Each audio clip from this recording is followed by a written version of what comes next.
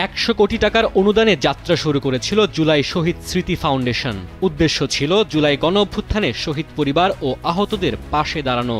কিন্তু মাত্র ১ বছরের ব্যবধানে সেই ফাউন্ডেশনই এখন টিকে থাকার লড়াইয়ে। ফাউন্ডেশনের তহবিলে একসময় ছিল প্রায় ১১৯ কোটি টাকা। সরকার, বাংলাদেশ ব্যাংক এবং বিভিন্ন ব্যক্তি ও প্রতিষ্ঠানের অনুদানে গড়ে ওঠে সেই তহবিল। কিন্তু নানা খাতে ব্যয় ও অনুদান বন্ধ হয়ে এখন সেখানে অবশিষ্ট মাত্র ৬ কোটি টাকা, যা কর্মীদের বেতন বা পরিচালন ব্যয়ে ব্যবহার করা যায় না।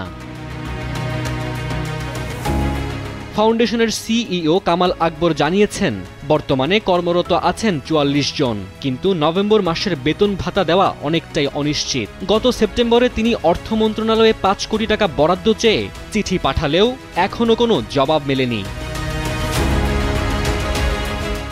শহীদ পরিবার ও আহতদের সহায়তার তহবিল থেকে এই পর্যন্ত ব্যয় হয়েছে প্রায় ১১৩ কোটি টাকা। সহায়তা পেয়েছেন ৮,০০০-এর বেশি পরিবার ও আহত ব্যক্তি। তবে আরও অনেকে এখনও অপেক্ষায়। এদিকে সরকার শহীদদের স্মৃতিস্তম্ভ ও জাদুঘর নির্মাণে ব্যস্ত, কিন্তু আহতদের চিকিৎসা ও পুনর্বাসনের তহবিল নিয়ে উঠেছে নানা প্রশ্ন। শহীদ পরিবারের সদস্যরা বলছেন, যারা দেশের জন্য প্রাণ দিয়েছেন তাদের পরিবারের দিকেই এখন নজর দেওয়া বেশি জরুরি। সহায়তার হাত বাড়িয়ে দেওয়া প্রতিষ্ঠানই আজ সহায়তার অপেক্ষায়। এ যেন জুলাই ফাউন্ডেশনের এক নির্মম বাস্তবতা। ডেস্ক রিপোর্ট, সময়ের আলো।